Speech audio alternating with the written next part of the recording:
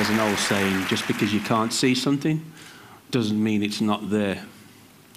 My work it's a reflection of myself. What I wanted to do is to show the world that the little things can be the biggest things. We all seem to think that, you know, if we look down on the ground, there's nothing there. And we use the word nothing. Nothing doesn't exist because there's always something. My mother told me that when I was a child, that I should always respect the little things. What made me do this work, I shall go into my story. This all started when I was age 5. What made me do it?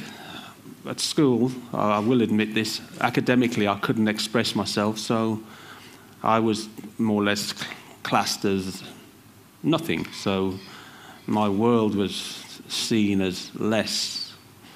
So I decided I didn't really want to be a part of that world. So I thought I need to retreat into something else. So when my mother used to take me to school, she thought I was at school, and I used to do a U-turn when her back was turned and run off and hide in the shed at the back of the garden. Now, the one time I was in the shed and my mother suspected something, thinking I was at school. And my mother was like the woman in Tom and Jerry. So you just see her feet.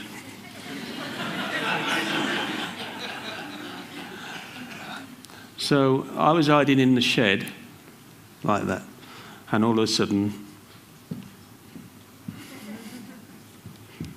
and then I saw her legs, and then she said, grabbed me like that, because my mother's quite big, and she lifted me up and she says, "How come you're not at school?" And I told her I couldn't face it because the way the teacher was treating me, ridiculing me, and using me as an example of failure. So I told her. But at that age, obviously I couldn't really express it that way, but I told her I didn't feel right. And then she just said, "You're going back to school tomorrow," and walked off. And I didn't expect that, because I expected one of these. But I didn't get it. So I'm sitting there thinking. And then as I looked down on the ground, I noticed there were some ants running around. And I went into this little fantasy world, and I thought, these ants, are they looking for the queen ant? Or did I need somewhere to live? So I thought, perhaps if I make these ants some apartments, they'll move in.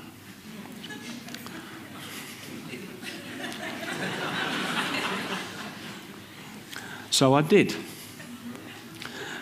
And how I set about that, I got some splinters of wood, and I sliced these little splinters of wood with a broken shard of glass, constructed this little apartment. Well, it looked like a little shanty shed when I finished, but I thought perhaps the ant won't know, it'll probably move in, and so I did. That was a bit crude at the time, and I made all these little apartments and little merry-go-rounds, seesaws and swings, little ladders. And then I encouraged the ants to come round by putting sugar and things like that. And then I sat down, and all the ants came along, and all I could hear was, "Is this for us?" And I says, "Yes, they're all for you." And they moved in and decided not to pay me any rent. From there, I was watching this little world, and it became a part of me. When I discovered that I had this gift, I wanted to experiment with this world that we can't see. So I realized that there was more to life than just everything that we see around us. That's huge. So I started to educate myself on this molecular level. And as I got older, I continued. I showed my mother. My mother told me to take it smaller. Now, I shall show you something here, and I'll explain. As you can see, that's a pinhead.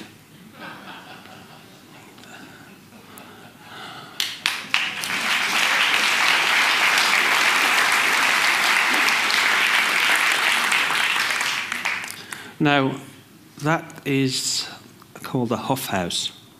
The gentleman who commissioned me to do this was a gentleman called Peter Huff. And he says to me, "Willard, can you put my house on a pinhead?"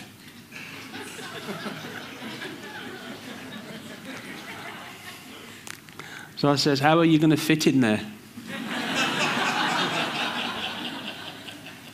And then he said to me, "I don't believe you can do it. Can you really do it?" And I says, "Well, try me." And then he said, "But I don't believe that you can do this." So I said, "Okay." So I cut a long story short, I went home, went underneath the microscope, and I crushed up a piece of glass, crushed it up, and underneath the microscope there were splinters of glass. Some of them were quite jagged. So I was crushing up these pieces of glass, which, as you can see, that's the actual frame of the house. And the actual roof is made up of a fibre which I found in my sister's old teddy bear. So I got the teddy bear and I said, "Do you mind if I pull out one of your fibres?" So I did. And I looked at it underneath the microscope, and some of it was flat. So that I decided to slice these up with the tools that I make. I sharpen the end of a needle into a blade, and then I actually slow down my whole nervous system, and then I work between my heartbeat. And I have 1.5 seconds to actually move. And at the same time, I have to watch I don't inhale my own work at the same time.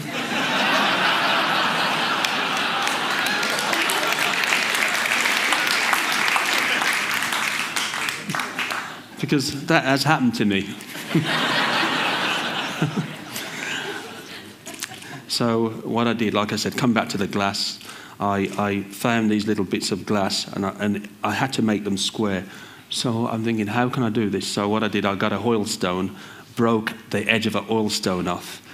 And what I did, I took pieces of glass and I started to rub them. I used a little tweezer which I made from an air clip, and I built up rubber around the end of the tweezer so it wouldn't crush the glass.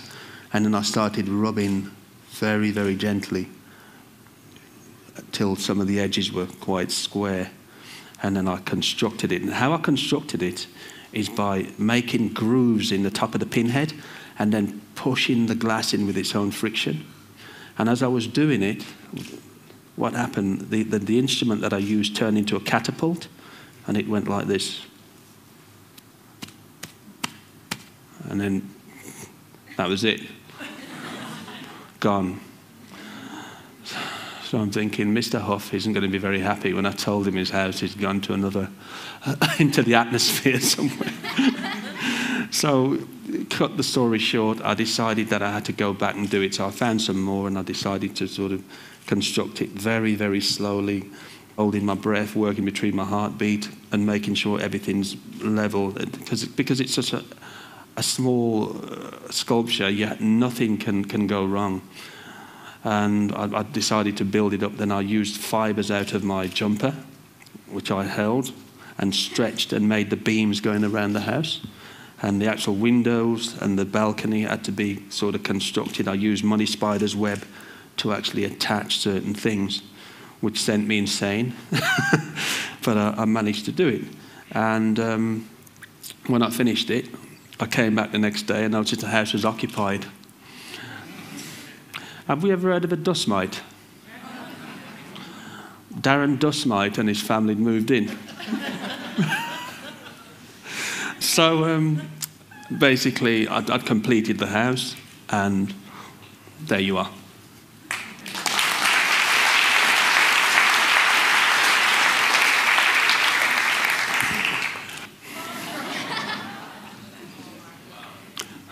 Right, as you can see, Bart Simpson is having a little argument. I think they're arguing about the space on the pin. There's not enough room for the two of them. So I didn't think he was going to throw Bart off. I think he was just warning him, actually. But this one was made out of a nylon tag out of my shirt. What I did, I plucked the tag out and put it underneath the microscope. I used a needle, which has got a slight blade on the end. Can anybody see the blade on the end of that needle? So what I did is the same process where I just kind of hold my breath and just work away very, very slowly, manipulating the plastic, cutting it, because it behaves different. Whenever you work on that level, things behave different because it's on this molecular level. Things change and they act different. And sometimes they turn into little catapults and things go up in the air and, you know, all different things happen. But I had to make a little barrier going around it out of cellophane to stop it moving. Then static electricity set in and it went and I'm trying to remove it and the static's interfering with everything. So, you know, there's sweat dripping off my head because I have to carve Homer Simpson like that in that position. And after I've cut out the shape, then I have to make sure that there's room for Bart's neck. So after I've done the same thing, then I have to paint it. And after I've actually sculpted them, I have to paint them. I experimented with I found a dead fly and I plucked the hair off the fly's head, decided to make a paintbrush.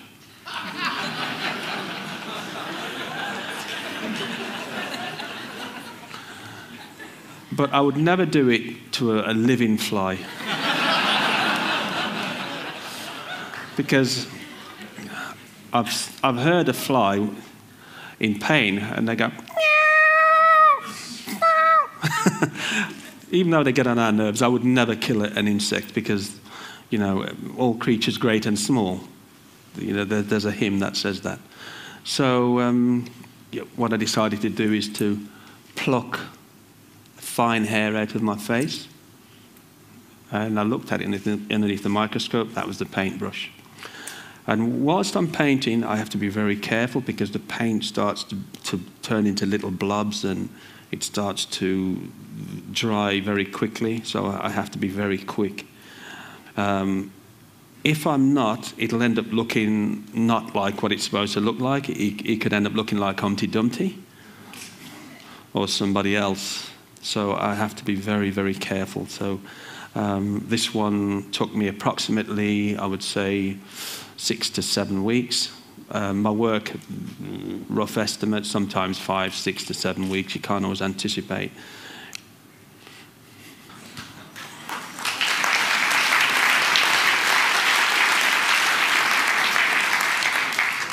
As you can see, that's Charlton Heston brought down to size.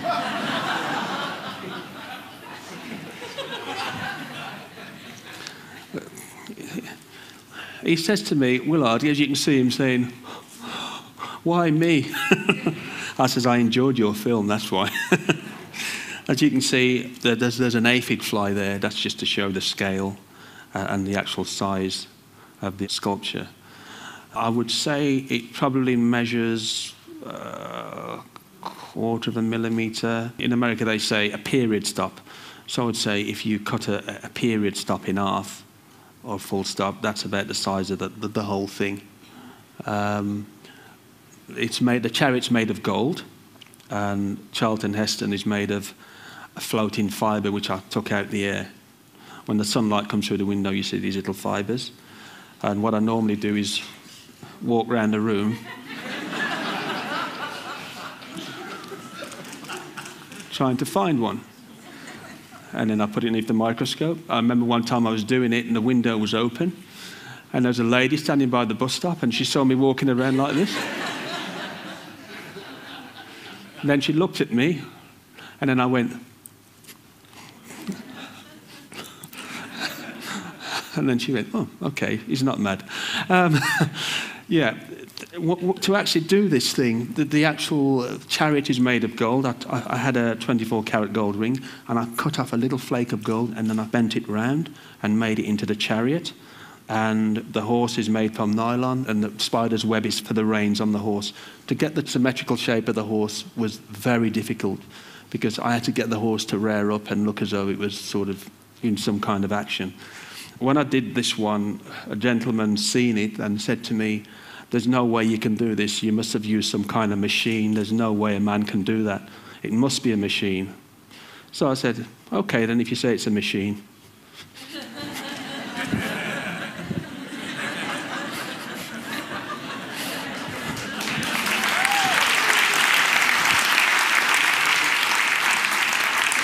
That one took me approximately 6 weeks.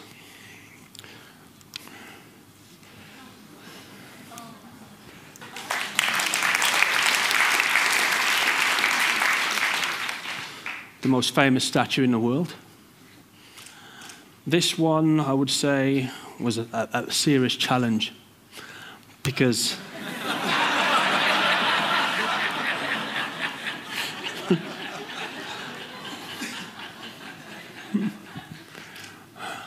I had to put the torch on the top. That one is more or less the same type of process. The bottom of it is carved from a grain of sand because I wanted to get a bit of a stone effect. I used a microscopic shard of diamond to actually carve the actual base. Well, I can look at this one and I can be very proud of this because that statue has always sort of kept an image in my head of, you know, the beginning of people coming to America, so it's sort of Ellis Island and seeing America for the first time, and that's the first thing they saw, so I wanted to have that little image, and this is it.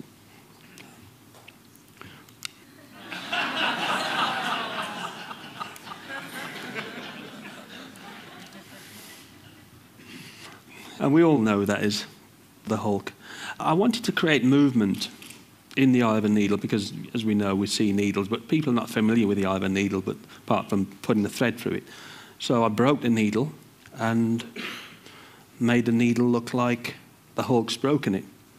I had to make little holes in the base of the needle to shove his feet in, so most of my work, I don't use glue, they're going with their own friction, and that's how I managed to do it.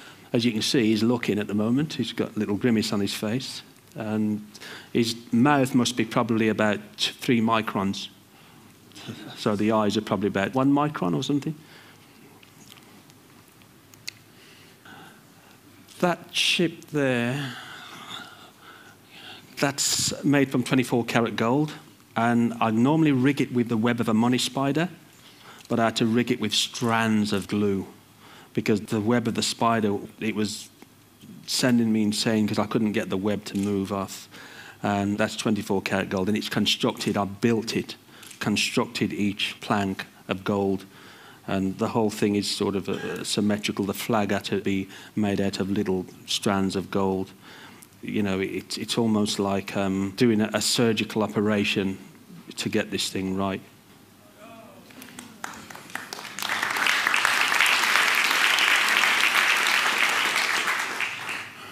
As you can see, dressage. It's something I wanted to do just to show how I could get the symmetrical shape. The actual rigging on the reins on the horse made from the same sort of thing. And that was done with a particles from my shirt. And the pinhead, I've made greenery on there by scraping the particles off a green shirt and then pressed onto the needle. It's very painstaking work. But the best things come in small packages.